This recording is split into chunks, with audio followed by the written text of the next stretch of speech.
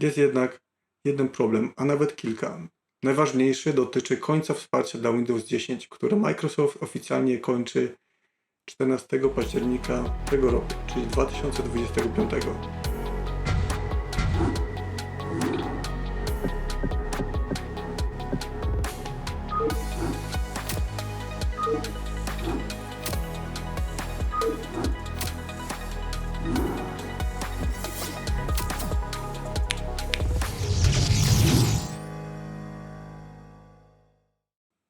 Pamiętacie zasadę, że warto kupować co drugą edycję Windowsa albo co drugą omijać?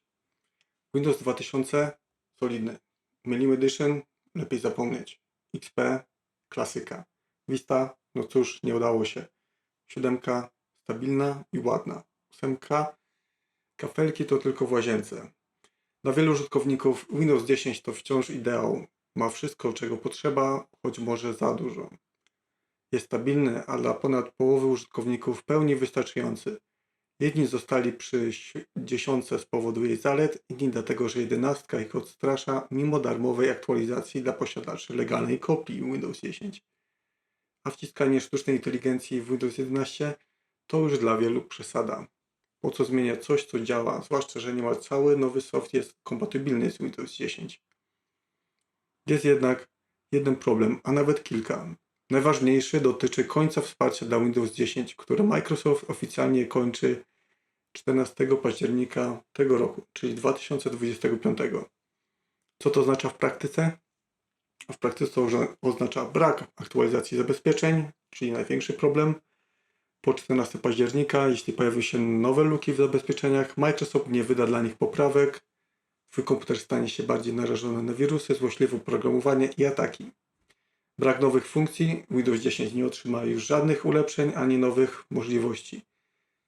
System będzie się starzał, a z czasem może przestać być kompatybilny z nowoczesnymi aplikacjami i technologiami. Problemy z kompatybilnością. Nowe oprogramowanie, sterowniki będą projektowane z myślą o Windows 11 lub nowszych systemach. To może powodować trudności z działaniem aplikacji lub brak wsparcia dla nowego sprzętu. Brak wsparcia technicznego. W razie problemów z Windows 10 nie będzie mógł liczyć na bezpłatną pomoc od Microsoftu. Pozostaną fora internetowe lub płatne usługi zewnętrznych serwisantów. Dla firm i instytucji, które z różnych powodów nie mogą od razu przejść na Windows 11, Microsoft oferuje płatny program Extended Security Updates, czyli rozszerzone aktualizacja zabezpieczeń. To jednak tylko tymczasowe rozwiązanie. No i płatne. Czujesz się zmuszony do przesiadki? Nie wiesz, czy to krok naprzód, czy w tył? A może da się mieć ciastko i zjeść ciastko? Istnieje rozwiązanie dla tych, którzy narzekają na wysokie wymagania sprzętowe Windows 11 i nadmiar zbędnego oprogramowania, czyli tzw. bloatware'u.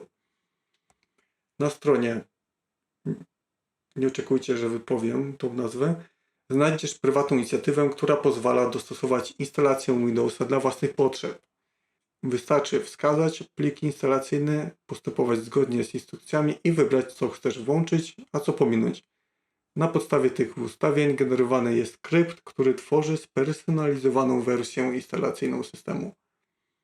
Możesz zdecydować, które komponenty mają się znaleźć w Twojej wersji Windowsa, a które nie. Jeśli chcesz dowiedzieć się więcej, polecam film Adama Śmiałka. Link znajdziesz tutaj. Jest też bardziej oficjalne rozwiązanie tego problemu. Pamiętacie Windows CE? To kompaktowa wersja systemu dla urządzeń o niskiej mocy, takich jak palmtopy. Czy ktoś pamięta jeszcze palmtopy? GPS-y czy terminale.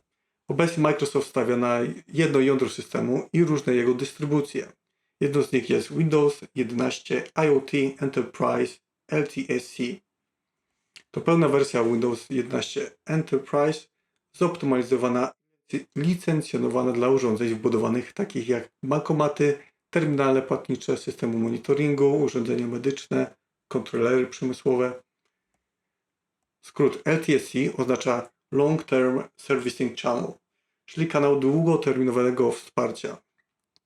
Wersja IoT Enterprise LTSC 2024 oferuje aż 10 lat wsparcia, 5 lat pełnego z aktualizacjami funkcji i poprawkami oraz 5 lat rozszerzonego z aktualizacjami wyłącznie dotyczącymi bezpieczeństwa.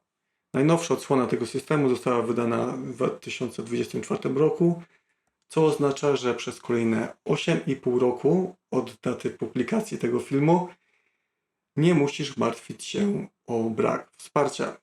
Klucz do tej wersji można nabyć w niektórych sklepach z tanimi licencjami.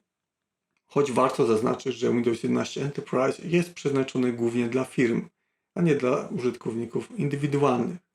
Nie zachęcam do takich zakupów, ale pokazuję, że istnieje taka możliwość. Osobiście liczyłem na lepszą optymalizację zasobów.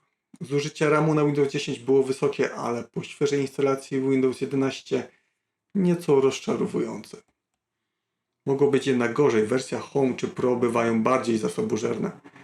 Ciekawostką jest, że narzędzie takie jak Rufus pozwala na drobne modyfikacje plików instalacyjnych Windowsa. Można na przykład wyłączyć zbieranie danych użytkownika lub ominąć minimalne wymagania sprzętowe. Wróćmy do mojego systemu. Windows 11 IoT Enterprise LTSC jest naprawdę czysty.